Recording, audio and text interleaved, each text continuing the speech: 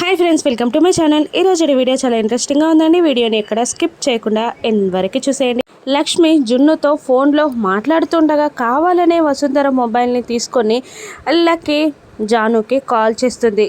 Call చేసి సంయుక్త aunty ఎక్కడున్నారు అని అడుగుతూ ఉండగా కాస్త బిజీగా ఉన్నారు అని జాను సమాధానం చెప్తుంటే ఇలా అడుగుతూ ఉంటుంది లక్కీ, వర్క్లో బిజీగా ఉన్నారా లేదంటే ఏదైనా ఫోన్ మాట్లాడుతున్నారా అని లక్కీ క్వశ్చన్ చేస్తుండగా ఇక జాను భయపడిపోయి విషయమంతా లక్ష్మికి చెప్పేగానే లక్ష్మి జున్నుతో నేను ఇప్పుడే వస్తున్నాను జున్ను అని కాల్ కట్ చేస్తుంది. ఇక ఏమైంది జాను టీచర్, ఆన్సర్ చెప్పట్లేదు అని మళ్ళీ లక్కీ అడుగుతుండగా నువ్వే అడుగు అని అంటూ సంయుక్తకి మొబైల్ ఇస్తుంది జాను. ఏంటమ్మా అని సంయుక్త అడుగుతుండగా ఎక్కడున్నారా ఆంటీ అని లక్కీ క్వశ్చన్ చేస్తుండగా ఇంట్లోనే ఉన్నాను, ఎనీ ప్రాబ్లం అని సంయుక్త అంటుండగా ఏం లేదంటే నేను వస్తున్నాను, మీరు అక్కడే ఉండండి, ఎక్కడికి వెళ్ళకండి అని అంటూ లక్కీ కట్ చేస్తుంది. ఇక జున్నుతో ఏమైంది అని అడగగా అమ్మ వస్తానని చెప్పింది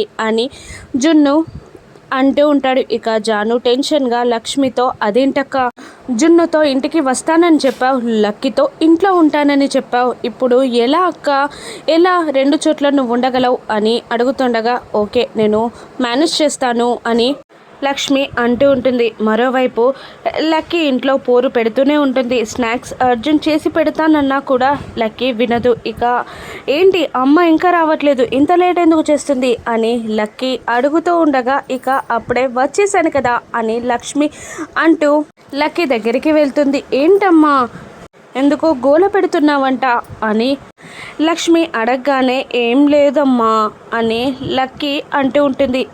లేదు, నీ చేత్తో స్నాక్స్ తినాలని ఇంతటి సేపు నుంచి గోల చేస్తుంది, నేను చేసి పెడతానన్నా వినట్లేదు అని అర్జున్ లక్ష్మికి కంప్లైంట్ చేస్తుండగా ఇక లక్ష్మి అవునా నీకే స్నాక్స్ కావాలో చెప్పు, చిటికలో చేసుకొస్తాను అని లక్ష్మి అంటూ ఉంటుంది.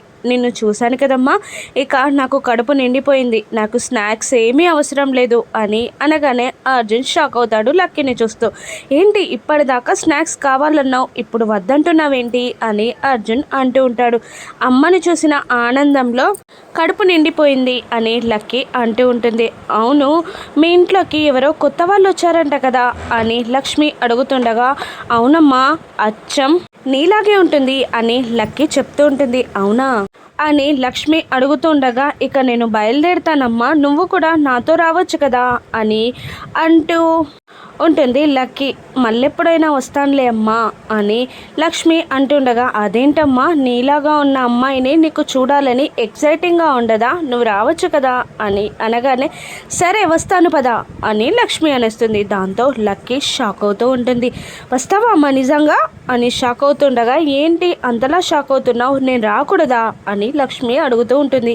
అలా అని కాదమ్మా, నువ్వు నిజంగా వస్తావా అని అడుగుతున్నా అని లక్కీ అనడంతో నేను ఇప్పుడు రాను, నువ్వు వస్తాను అంటే వద్దు అన్నట్టు ఫీలింగ్ ఇచ్చావు కదా, నేను ఇప్పుడు రాను, నేను హర్ట్ అయ్యాను అని లక్ష్మి అనేస్తుంది. అబ్బా సారీ అమ్మా, నేను అలా కాదు అంది అని లక్కీ సారీ చెప్తుండగా లేదమ్మా ఊరికనే అన్నాను, మళ్ళీ ఒకసారి ఎప్పుడైనా వస్తాను అని లక్ష్మి అంటుంటుంది.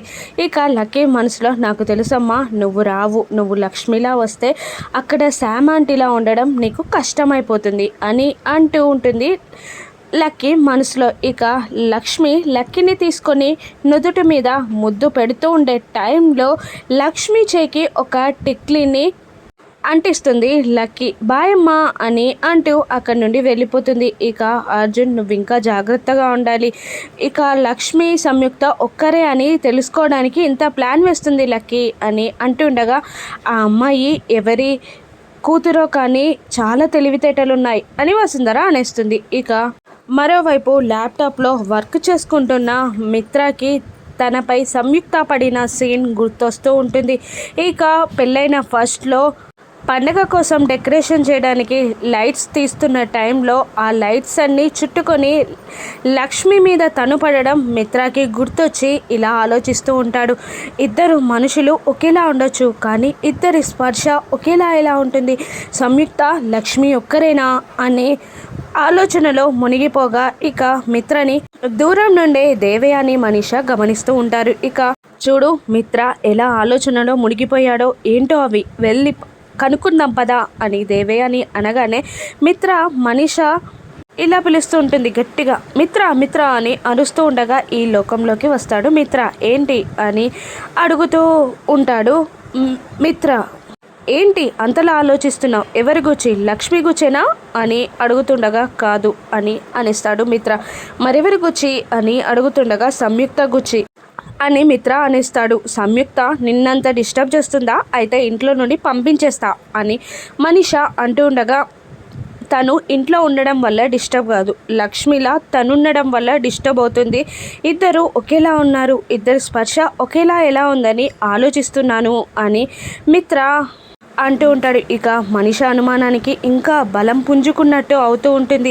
సంయుక్త నిన్ను అంతలా లక్ష్మిని గుర్తు చేస్తుందా, అయితే పంపించేస్తాను అని అంటూ ఉండగా ఇక అప్పుడే జయదేవ్ నందన్ వివేక్ అక్కడికి వచ్చి ఏమైంది అని అడుగుతూ ఉంటాడు. ఇక లక్ష్మి గురించి సంయుక్త గురించి ఆలోచిస్తున్నారు అని మనీష చెప్పగానే ఇక సంయుక్త లక్ష్మి అని అనుమానపడుతున్నాడు అని మళ్ళీ మనీష చెప్తూ ఉంటుంది. అంటే నువ్వు మనీషాని అనుమానిస్తున్నావా అని జయదేవ్ నందన్ మిత్రని అనగానే నేను మనీషాని అనుమానించడం ఏంటి అని మిత్ర అంటుంటాడు. మరి లేకుంటే ఏంటి, సంయుక్త ఎవరు, మనీషా క్లాస్మేట్, అంటే మనీషా ఫ్రెండ్ అనే కదా. మనీషా అబద్ధం చెప్పిందని నువ్వు అనుకుంటున్నావా, మనీషనే నువ్వు అనుమానిస్తున్నావా, అసలు లక్ష్మి సంయుక్త వేరువేరని మనకు రుజువైంది మనీషా వల్లే కదా. సంయుక్త మనీషా క్లాస్మేట్ కదా, మనీషానే అనుమానిస్తున్నావా అని మళ్ళీ జయదేవ్ నందన్ అనగానే లేదు లేదు, నేను మనీషాని అనుమానించట్లేదు, నిజానికి లక్ష్మి సంయుక్త వేరు అని నమ్మడానికి కారణం మనీషే, ఇంకా ఆలోచించను, అనవసరంగా ఆలోచిస్తున్నాను అని అనుకుంటూ మిత్ర అక్కడి నుండి వెళ్ళిపోతాడు. ఇక వచ్చిన పని అయిపోయింది అనుకుంటూ జయదేవ్ నందన్ వివేక్ కూడా వెళ్ళిపోతారు. ఇక మనీష కోపంతో రగిలిపోతుండగా ఏమైంది అని దేవయాని అడుగుతూ ఉంటుంది. ఏముందంటే మీ వల్లే ఈ చిక్కులన్నీ నాకు అని అంటూ ఉంటుంది మనీష. నేనేం చేశాను అని దేవయాని అడుగుతుండగా మీ వల్లే కదా, అనవసరంగా ఆ సంయుక్త నా క్లాస్మేట్ అని నేను బుక్ అయ్యాను, ఇప్పుడు మీ వల్లే, అసలు మిమ్మల్ని ఏం చేయాలో నాకు అర్థం కావట్లేదు అని నసుకుంటూ అక్కడి నుండి వెళ్ళిపోతుంది మనీష. ఇక మళ్ళీ జయదేవ్ నందన్ వివేక్ మాట్లాడుకుంటూ ఉంటారు. మీ లక్ష్మి వదిన చెప్పిన ప్లాన్ని నువ్వు కరెక్ట్గా ఇంప్లిమెంట్ చేయాలి అని వివేక్తో అంటూ ఉండగా ఇక అమ్మో అది నా వల్ల అవుతుందా, అసలు మా అమ్మే పెద్ద చిక్కు, మా అమ్మని దాటుకొని నేను యాక్టింగ్ చేయగలనా, అసలు ఇది వర్కౌట్ అవుతుందా అని అంటూ ఉంటాడు వివేక్.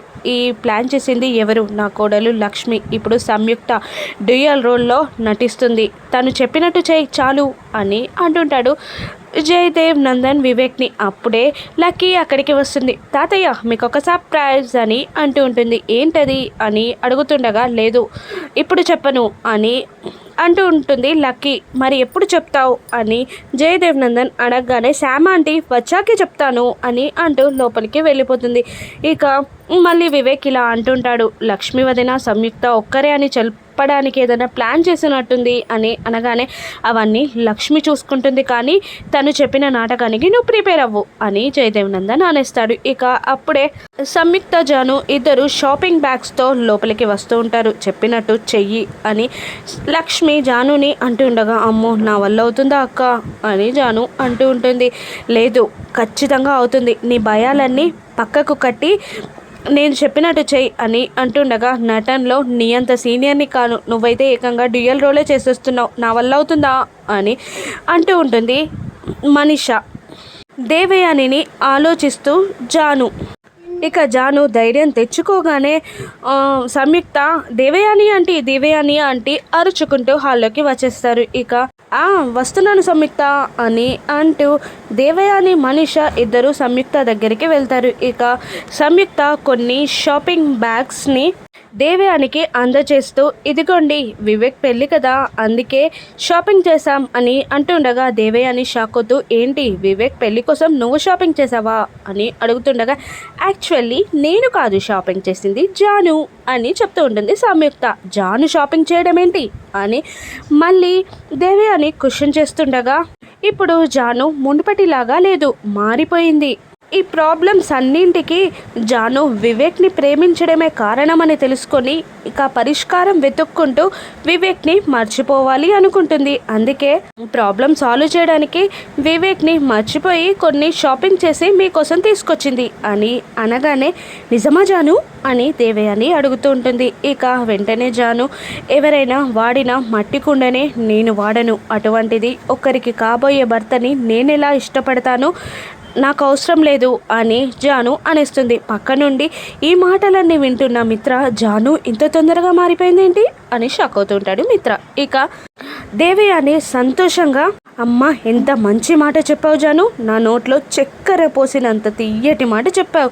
అసలు నువ్వు వివేక్ని కావాలి అనుకుంటున్నావనే కదా నిన్ను వద్దు వద్దు అని తోసేస్తున్నాను. నువ్వు ఈ నిర్ణయం ఎప్పుడో తీసుకుని ఉంటే నేను ఎప్పుడో కలుపుకునేదాన్ని అని అంటూ ఉంటుంది దేవయాని. నిజమా అని సంయుక్త అంటుండగా, నిజమే అని దేవయాని అంటూ ఉంటుంది. ఇక మళ్ళీ వివేక్ ఇలా అంటుంటాడు, అదేంటి జాను, మన పవిత్రమైన ప్రేమని వదిలేస్తున్నావా, నన్ను అంత ఈజీగా మర్చిపోతున్నావా, నువ్వు లేకుండా నేను ఉండలేను అని 4 డైలాగ్స్ చెప్పగానే ఇక దేవయాని కోపంగా ఇలా అంటుంటుంది, ఆడపిల్లే అంత స్ట్రాంగ్గా నిర్ణయం తీసుకున్నప్పుడు మొగాడివి నువ్వెంత స్ట్రాంగ్గా ఉండాలిరా అని తిడుతూ ఉంటుంది దేవయాని. సరే అలాగే అని వివేక్ అనగానే వివేక్ మాటలు విని మిత్ర మళ్ళీ షాక్ అవుతూ ఉంటాడు. ఇక్కడ జరుగుతున్న నాటకం అంతా గమనిస్తున్న మనీష, అమ్మో ఏదో తేడా కొడుతుంది అని అనుకుంటూ ఉంటుంది. ఇక లక్ష్మి తను వేసిన ప్లాన్లో సక్సెస్ అవుతుందా, మనీష చేతుల మీదగానే ఆ పెళ్ళి ఆపించేస్తుందా, వివేక్ జానుల పెళ్ళి ఏ విధంగా జరిపించనుందో రాను ఎపిసోడ్స్లో చూద్దాం. Thank you for watching.